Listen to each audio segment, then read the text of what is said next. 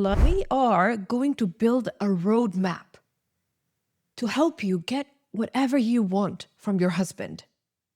Alhamdulillah, wassalatu wassalamu ala rasulillah. Allahumma allimna ma yanfa'una wanfa'na bima 'allamtana wa zidna ilman ya rabbal alameen. Oh Allah, teach us what would benefit us and help us benefit from what we learn and increase us in knowledge. Ameen ya rabbal alameen. I welcome you all in this session. Most women dream of a romantic husband who would cherish them, make them feel pampered, take care of them, say nice things to them, give them surprises. But only few women know how to inspire that in a man. I have so much to share with you in this session, but essentially it all comes down to one powerful secret. Once you master that, inshallah, you will be a very cherished wife, bi'idhnillah. And I will share that secret with you towards the end of the session. In this session, we are going to build a roadmap to help you get whatever you want from your husband. I will take you, inshallah, step by step so that you know exactly how to get things that you want out of your marriage and from your husband, bi'idhnillah. Let's do an activity together. Have you got anything you can write with? You can have a journal, notebook. You can have your phone, wherever you take notes. Please write down. Let me know when you're ready. All right, ladies. I want you to write one practical and specific thing, specific step. That is one step beyond what your husband already does for you. And write that down for me. Something that you want from your husband. It shouldn't be general, like it shouldn't be, I want him to take more responsibility. It shouldn't be that, because that's too general. So write exactly what you want. For example, say something like, I want him to do the dishes for me sometime. Or I want him to do homework with our child on the weekend. Instead of writing, I want him to give me surprises, be specific about what surprise. For example, I want him to come home from work one day with a bag of chocolates for me. So that will give you a definite indication that he loves you and he cherishes you. And instead of writing, I want him to be more romantic, that's too general, write something like, I want him to tell me you're so beautiful. So be specific. Write things that you actually want your husband to say or do for you to make you feel cherished and spoiled. Now, I'll give you 1 minute, inshallah, to write that down. Think about it. And don't make it too complicated. Don't make it, just keep it simple, practical, one stage up, one step ahead of what you're already getting from your husband. Think about it, write it down. Once you're done, let me know so we can proceed, inshallah. That's funny. What about the ladies who aren't married? What do we write? Well, right now it's all theoretical and it's all good practice for you. So write anything that you fancy, inshallah. You must have written one thing that you really want from your husband. And as we go through the session, as we go through the slides, whenever you get an idea from the session that you could try it in your house, write it down. If you get inspired by anything I've said, quickly write it down. And inshallah, you will build a roadmap to get exactly what you want from your husband. And ladies, it gives me so much pleasure to bring positive changes to women's life. So after this session, as soon as you get what you wanted, what you had written, I would love for you to come and tell me. Now we are going to address the hurdles, the problems, the blocks that come in your way of getting what you really want from your husband. We go through that one by one, inshallah. We talk about how to combat those, and then I'll tell you the biggest secret of getting what you want, inshallah. All right, so these are the hurdles, most commonly, that come in the way of getting what you really want from your husband. Hurdle number 1, it is competitiveness. And ladies, most of us do these things without even realizing. That's what makes it so sneaky and hidden, hard to get what we want from our husbands. So competitiveness, or doing too much, or being miserable. And there is this one subconscious hurdle that if you understand, it will really shift how you interact with your husband, and that will make the whole difference, inshallah. And then we are going to speed up the process of getting good results, inshallah. Bismillah. So are you excited? Let's talk about the sneaky competitiveness.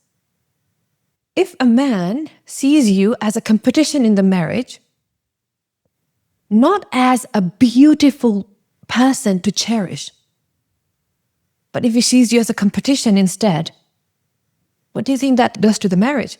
Because naturally men are competitive as their nature. And if they see any competition, they would naturally want to squash that competition. They would want to win. But that's a very bad place to be as a wife. You always want to be away from the competition and be something that he cherishes. Now, let me know if any of those resonate with you. The sneaky ways the competition comes into the marriage is when wife says things like this. Are you tired? Oh, you should have seen how my day was. Automatically, now you're comparing and competing. You don't even know it. Or saying something like, or implying that everything good in your children has come from your side of the family. If they have any bad habits or traits, that's from your husband's side of the family. That's one way to compete. Another way to compete, being dismissive. When he offers help or when he's trying to do something, say something like, oh, no offense, but when I clean it, it actually gets clean. So competitiveness in who does things better around the house.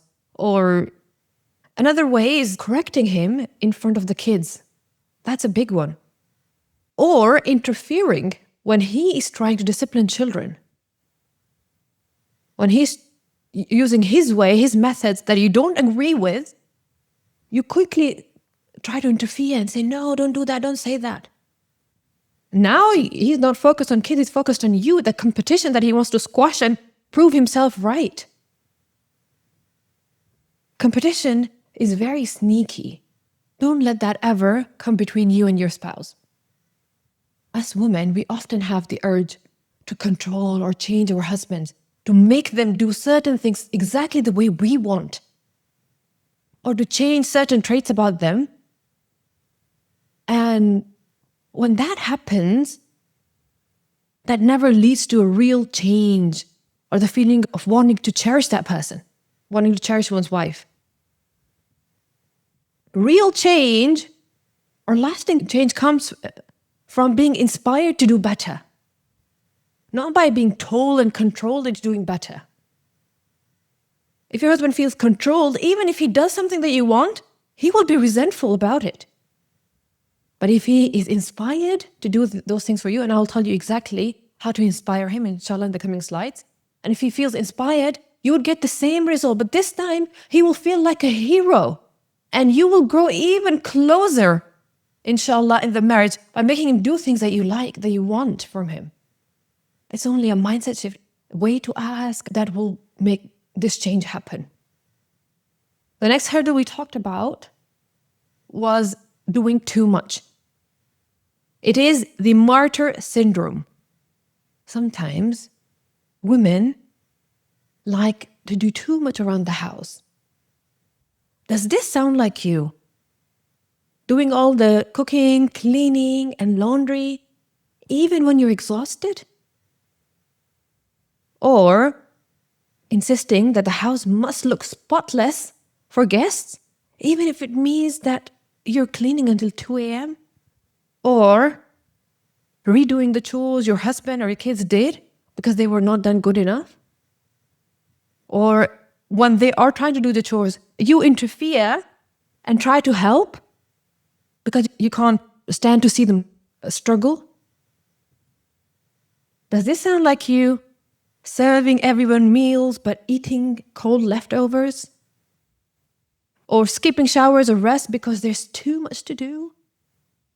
Or postponing medical appointments for yourself? Ladies, these tendencies start happening even before marriage. You can notice that in yourself. Do you think that you are a priority? Do you think you're important enough to not postpone your medical appointments and to actually take care of yourself? Do you have a tendency of feeling bad for sitting down while others are up and doing things? Do you feel guilty for resting and you think that you always should be very busy doing things, very important things? And if your day is not packed with stuff to do, that you're somehow wasting a lot of time and not being productive? And sometimes, ladies, we downplay our efforts. Somebody says you're doing so much or thank you. Then you say things like, oh, it's nothing really. But then when nobody notices, because you kept saying, oh, it's nothing, oh no, it's okay, no, I can do it, no. And then nobody notices because their concerns and their gratitude is being dismissed. Then you start feeling hurt that nobody really cares or notices. But that's doing too much, the martyr syndrome. It leads to tiredness, resentment. And how to get over that is to get your husband and your kids to help around. Get them used to doing things. And how to get your husband used to doing things, exactly, inshallah, we are going to talk about that in the coming slides. Get your children to do things as well. Assign everybody chores. And think about your schedule. Think about the things that you're doing and ask yourself, what is in my schedule that I can actually let go, that I can delegate to other people?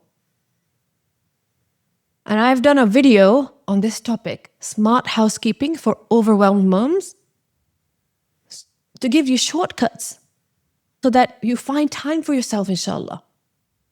You don't be a martyr. And you can watch it on YouTube. And you can learn lots of tips from there, inshallah. But if you have this mindset, then this is a red flag. This is something that you need to work on. You become irresistible when you are happy and you're having fun. However, the mistake many women make is that they delegate their happiness to their husbands. They think that if only my husband did this or this right, then I would be happy. Or if my kids did this or that, then I'd be happy. But remember that you should be in control of your own happiness. It is your job to make yourself happy, to keep yourself happy. It is not your husband's job to manage your emotions.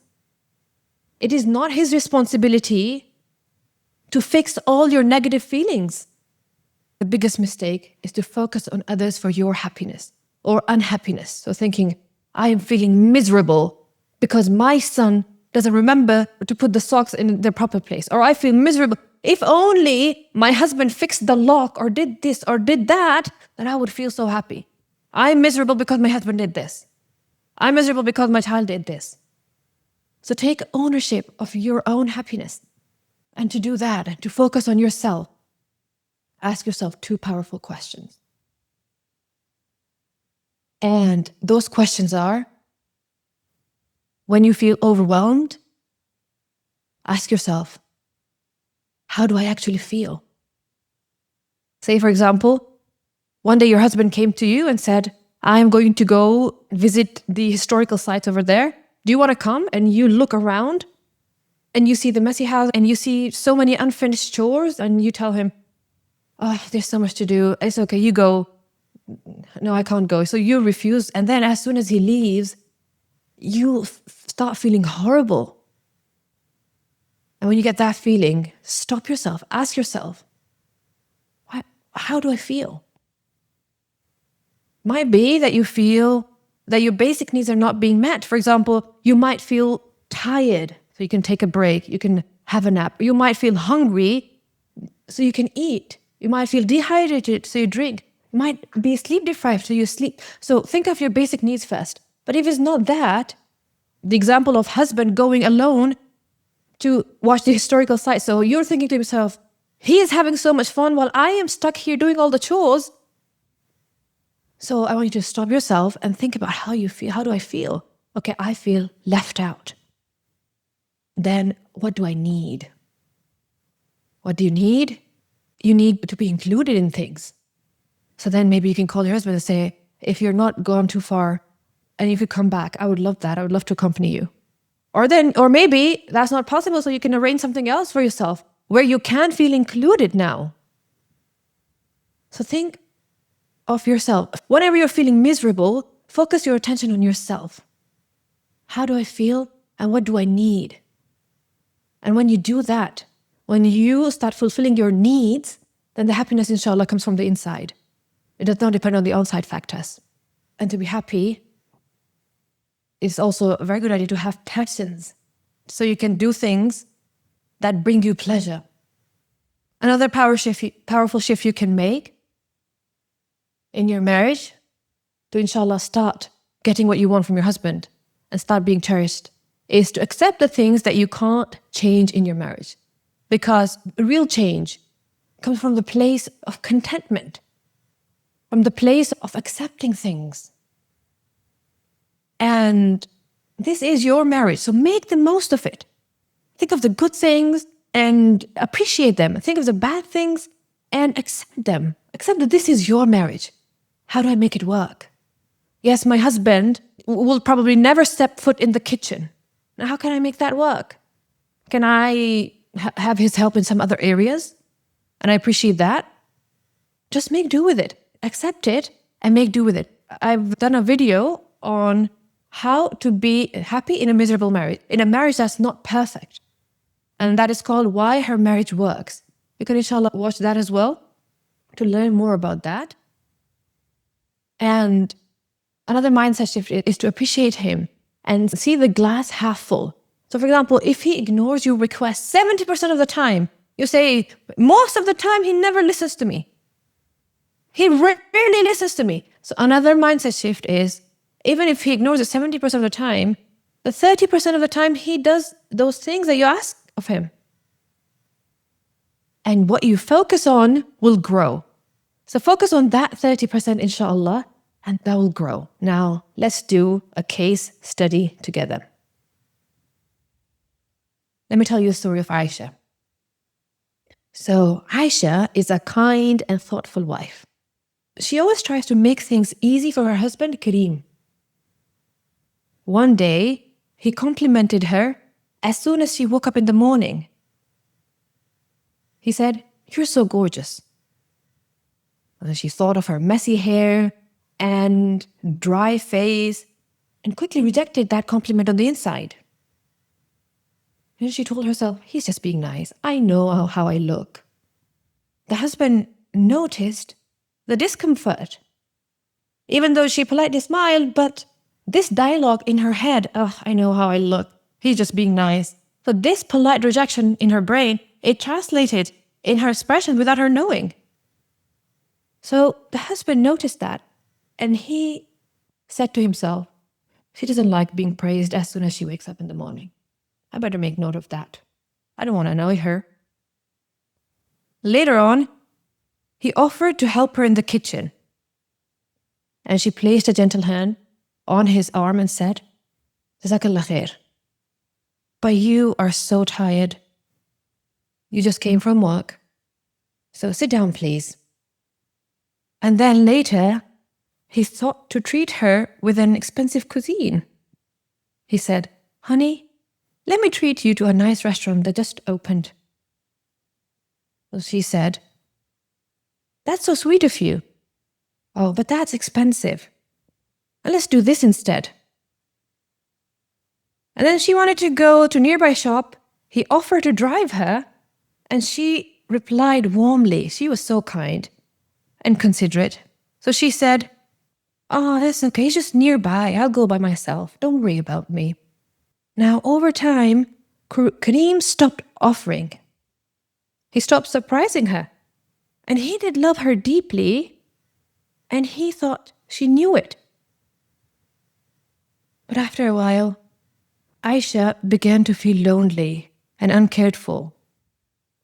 She sat by herself one evening and whispered, "Ya Allah, he's not romantic. He doesn't even try." Now, ladies, can you relate to Aisha? Can you see her underlying problem? Let me know your thoughts in the chat below. This is a case study. Let's do it together. So what is the problem? And what are the underlying issues here? Let me know. Okay, I have some answers here. She said the superwoman syndrome. Okay, another sister saying she was more considerate. Okay, problem is her being kind and the husband doing just what he feels is good. I don't see why that is a problem. Problem is, another sister saying, problem is she was more independent. Okay, another sister is saying, should ask help if needed and not to reject the offers her husband has to offer. Or try to ask for help later. Okay, barakallahu feekum, that is insightful. Yes. Exactly. Another sister said, and this is the key thing here. Barakallahu feekum, sister. She said, she is finding herself unworthy of being cared for. She's being a superwoman when she can be a baby girl. Well done, ladies. Barakallahu feekum. Exactly. That is a problem. It's her mindset. It is her mindset. Even though she thought she was being considerate, she didn't want to burden him, or she didn't want to waste money, or seem demanding. But what she was actually doing was depriving her husband of being the giver. And over time, he got used to it. And this happens. And the Arabic saying that I love is that your child will be how you train him, and your child will be how you bring him up, and your husband will be what you get him used to. So we subconsciously, we start training our husbands to not give, to not do things for us. Ladies, your marriage will get as good as you let it become, as you can tolerate.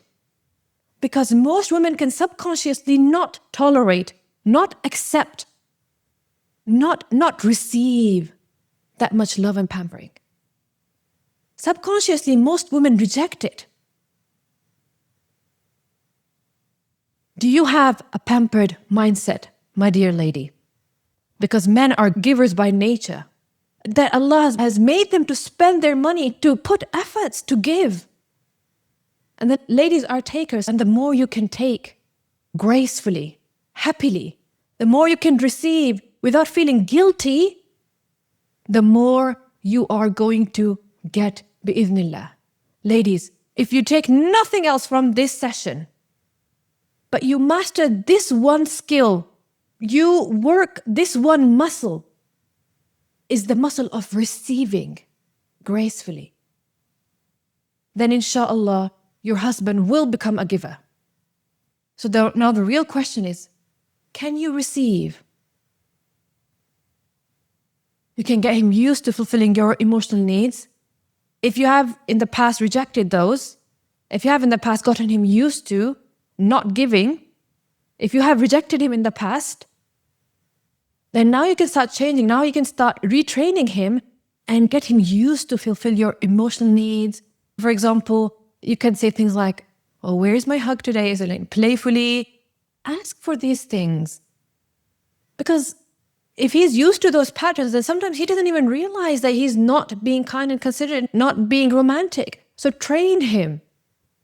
This is your right, sister. This is your right, ladies. Don't pretend or feel pride that, okay, if he didn't do it by himself, then I don't even want it. Then what kind of hug is it that I have to ask for? It has to be impromptu. It has to come from him. No, get him used to it. Get him used to playfully asking for these small gestures. And men love that. They love to be able to do these things for you. And if he's not used to praising you, for example, you can praise yourself initially and get him agree to it. For example, you cooked a nice meal, right? And your husband didn't appreciate it. You can take a bite. This looks delicious. It tastes delicious. Don't you agree? And he was like, yeah, it's very nice. He might add in one or two praises for himself. So sometimes he doesn't notice these small things. We can get him used to these things. This is your right. If you don't get these things from your husband, where are you going to get them from? So train him, inshallah, to do these things for you. And when he starts doing these things for you, when he starts doing nice gestures, always notice when he gets gifts, for example, then you can show genuine happiness. And I was listening to this Arabic speaker. She was a family counselor. So she talked about how in the movies, sometimes they show you that the lady really wants a gift. A guy has not gotten her any gifts. So, for example, she gets herself a bouquet of flower or gets herself a gift. And then, so as soon as the guy comes to pick her up, she opens the door and she puts that bouquet of flowers in his hands and she shuts the door and then opens the door again and pretends to be very surprised and very happy. Oh, you got me such a nice bouquet of flower. Oh, how kind and considerate of you. She gets very, very happy. And she said, sometimes we as wives, we need to do those things to train our husbands, to get them used to giving us things. I tried it as well. One time, I got myself a very beautiful watch from my husband's money. So then I told him later on that evening, oh, you won't believe what you got me as a gift today. He said, oh, I did? So I showed him, he said, oh, that's such a pretty gift. So he actually took it and he fixed it for me, he made it my size, and then surprised me with it later. I was very happy to receive it from him. If it's done playfully, if both are happy with it, obviously husbands are different temperaments, so see what works with your husband. And if you do these things playfully, it adds so much fun and joy and happiness. And you're not going to be holding on to resentment of, oh, he doesn't do anything. He doesn't give me gifts. He doesn't praise me. You are essentially getting it out of him, even when he is not aware, even when he is not that mindful of it. So inshallah, with time, he will get mindful of it, inshallah. And ladies, remember that thanking is music to a man's ears. If he feels thanked and appreciated, then he would want to do more of those things. Like Allah subhanahu wa ta'ala said, لَإِن شَكَرْتُمْ لَأَزِيدَنَّكُمْ. If you're grateful, I will surely increase you. And he says that مَنْ لَا يَشْكُرِ النَّاسِ لَا يَشْكُرِ اللَّهِ. He who does not thank people has not thanked Allah subhanahu wa ta'ala. So thanking is a very important part of it. Be genuinely happy, thank Him for it, and thank Allah subhanahu wa ta'ala for it. And know for sure that Allah has promised you to increase you if you are thankful. And now the tips for speeding up the process, inshallah, of being cherished, adored, it is to, first of all, admire Him. And you can multiply the effectiveness of it if you do it in front of others. So, say something nice about him to your family while he's listening. Maybe you're talking to your mother on the phone or you're talking to your father on the phone, and say something nice about him. He sees that he's so adored and respected that he would automatically want to adore you as well. That's men's number one need, is to be respected. And most men die for being adored by their wives. If you can give him that, then he'll be so much more generous with you, inshallah.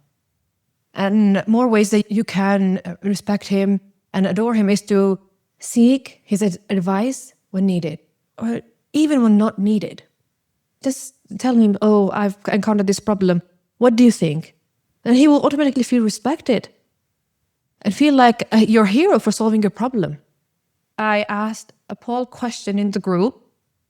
Should there be formalities between spouses? And in group 1, only a few of you said yes, and in group 2, that was a tie. So they're very conflicted. Should there be formalities or should there not be formalities? I would say that most people think that there should be no formalities between spouses. Would that be fair to say? Most of you think that there should be no formalities between spouses. Now, I wouldn't say that you're completely wrong. The thing is that the formalities that are cold and distant, those are wrong. But the formalities like saying please and thank you, and so saying kind words or thinking about his tiredness and things like that, those are very welcome. And it's in Arabic, it's called tajammul or mujamala. Mujamala is pretending or doing extra good, extra niceness, extra kindness, or extra, tajammul, jamal is beauty. So beautifying your words and beautifying yourself for others, that is very much appreciated between spouses. Prophet ﷺ said, خَيْرُكُمْ خَيْرُكُمْ لِأَهْلِهِ. The best of you is who is best to their family.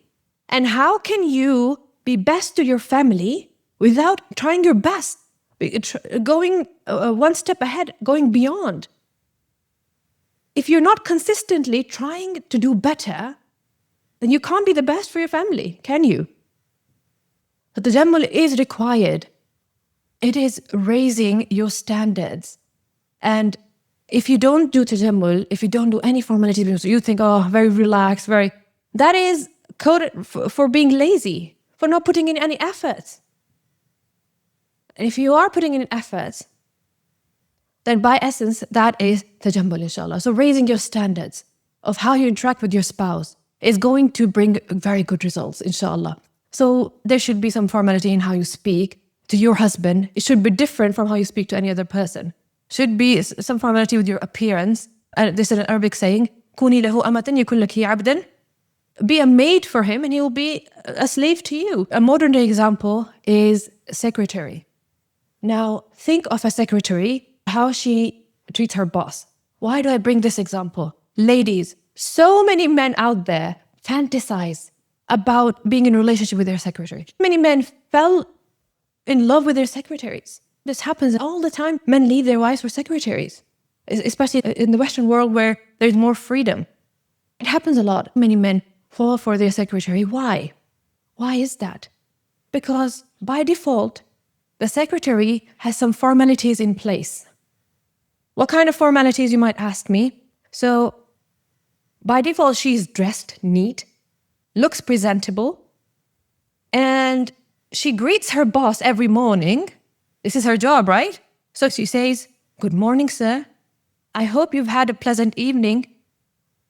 Or she could say, "Good afternoon. How may I assist you today?" And then she offers him help. "I'm available if you need any assistance with your tasks."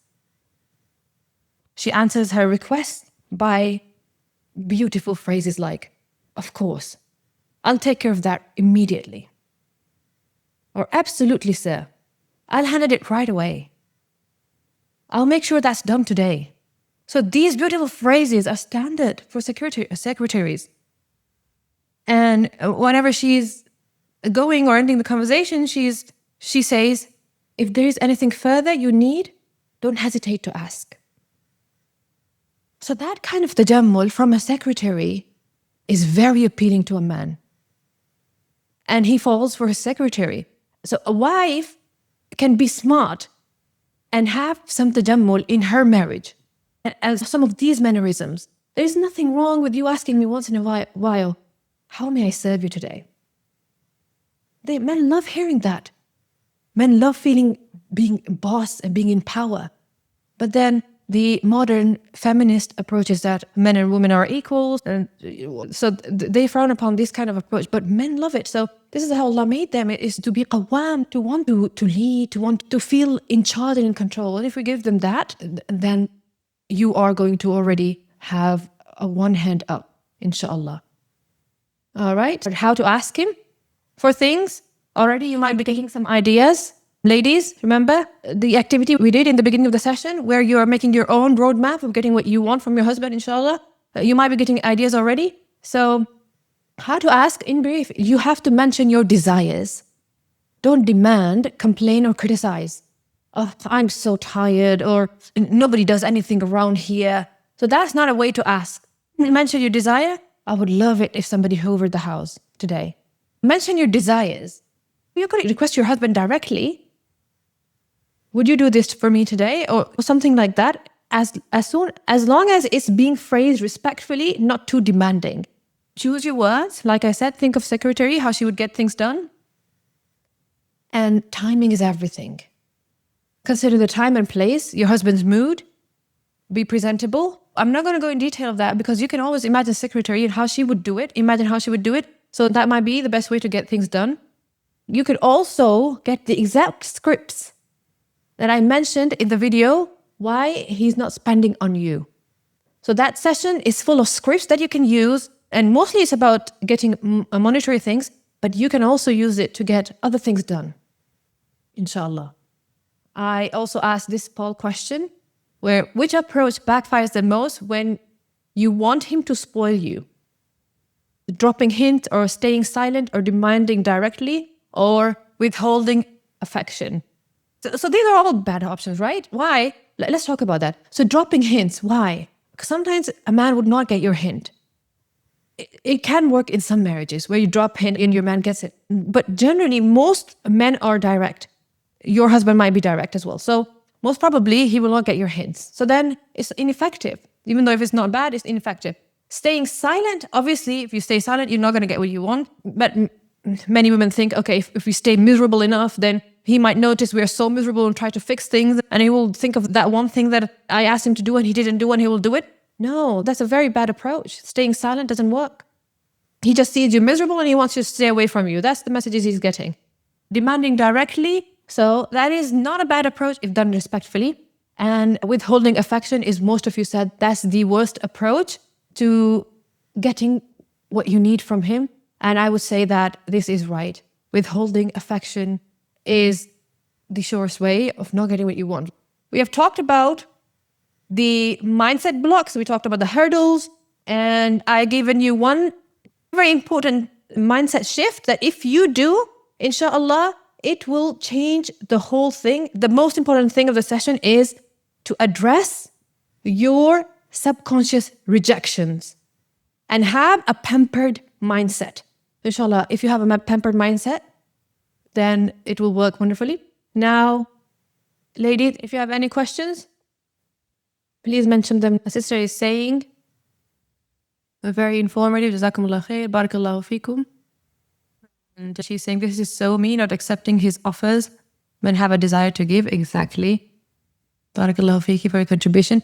Another sister saying,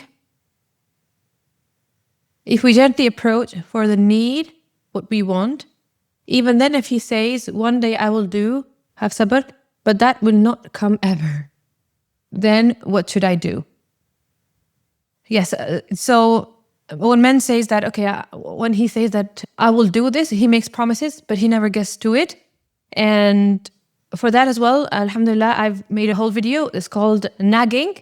And inshallah, I will all the videos that I've mentioned, inshallah, I will link them at the end of the session. But essentially, you can say things like, let's make a plan. The sister is saying, it is me to compete with him, for example. He goes out with his friends. I say, never for the family. Agree 100% with the above. It will never happen. Yeah, so sister, have you found solutions to him not going out with the family? Have you found solutions on how to get him to take you guys out as a family? The sister is saying, could you please explain a bit more what you mean by having formalities with your husband? Yes, of course. So having formalities with your husband is not being too comfortable. Not being too comfortable, not being lazy around him, not caring about what you appear like, how you say things. So that's having no formalities. Is to not really care about how you look. You think, okay, my house, I deserve to be relaxed. I deserve to look however I want to look. I don't want to put in extra effort. So that becomes a bit lazy. So a person who has formalities with their husband would have certain traditions in their house. For example, a tradition of welcoming him as soon as he gets inside the house. Or as soon as he gets inside the room, giving him a smile. She doesn't have to, but this putting in an extra effort. So this is one layer of formality. When she's asking for something from her husband, a person with no formalities wouldn't care about how she phrases her words. But a person with formalities would think about how to say certain things in a way that would make her husband happier and get things done. So putting in more efforts, saying nicer words, addressing him kindly. These are the kind of formalities that serve you very well in the marriage. And most people have this problem, oh, what if I treat him like that? If I get him used to being addressed very nicely, or if I get him used to so many nice things, then when I don't do those things, he will feel that I'm neglecting him and things like that. There is a danger of that if you're married to a narcissist. But you don't have to be afraid of that if you have the pampered mindset. If you have the pampered mindset, then inshallah, you're not going to be afraid of that, because your man is going to find so much happiness in doing things for you, in giving you things, that you will be so pampered as well. Ladies, wouldn't you want your husband to get you used to nice things and nice behavior? Wouldn't you really love it if your husband has had formalities with you, certain rules for himself, that he would never say no to you, for example? He would never reject you, for example. He might say certain things nicely, that he could say that, oh, my time doesn't permit me right now, but I will get to it as soon as possible, I promise you, and then delivers on that promise. Wouldn't you want that? So if you want that, if you want your husband to raise his standards as well, then you raise your standards as well. Get him used to it. It is nothing more beautiful than the spouses getting each other used to being spoiled, and spoiling each other, cherishing each other. That's a beautiful thing about marriage. All right. Okay, any more questions? The sister is saying that her husband doesn't take them out. He always goes out with his friends and never with his family, because she says that he feels like a bachelor there, and with family he feels responsible. Okay, so this is your psychoanalysis for the situation. This is what you think happens, and you've analyzed it, and you've given yourself a reason to think that your husband doesn't want you. But then challenge yourself, is that actually true? Is that actually true? Have you spoken to him? Could it be something that you are doing? For example, wherever he takes you is never good enough. Could it be something that you're subconsciously rejecting? So analyze yourself and have a conversation with him. It might be something completely different. And inshallah, give him opportunities. For example, telling him you'd love to visit that mall one day. Say something like that. Or say that, I really want to visit that mall. Would you take me? So if you phrase it like that, then what does he say? The sister is asking a question that her husband is not expressive. How should we make him so? That is a very good question.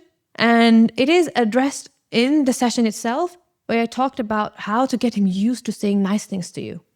Many men are not trained in that. Many men don't know how to appreciate how to say things. You can start training him now. You can start training him by extracting nice words from him. Essentially, first of all, you could start by praising yourself. Oh, we put so much effort in it, and I think it's perfect. What do you think? I love it. Don't you like it? Or things like that. You can extract praise from him, even if he doesn't do it in the beginning. You can get him used to it, inshallah. If I get a present for him, he likes expensive stuff, then he says, why did you have to buy this so expensive? But sometimes he does appreciate. Right. SubhanAllah, some men also have this kind of mentality. But then men sometimes even say that because they're scared that their woman is going to waste all their money. And if that's the case, then the video that I mentioned earlier on how to get him to spend on you, I talked about all these mindsets that men have. So essentially, when you get him comfortable that you care for his money, then inshallah, he will not be upset with you on getting him things that are expensive. All right, so we are going to end our session here. Jazakumullahu khair for joining. Barakallahu feekum. Subhanakallah wa bihamdik. Nashhadu an la ilaha illa ant. Nastaghfiruka wa natubu ilayk. Wassalamu alaikum wa rahmatullahi wa barakatuh.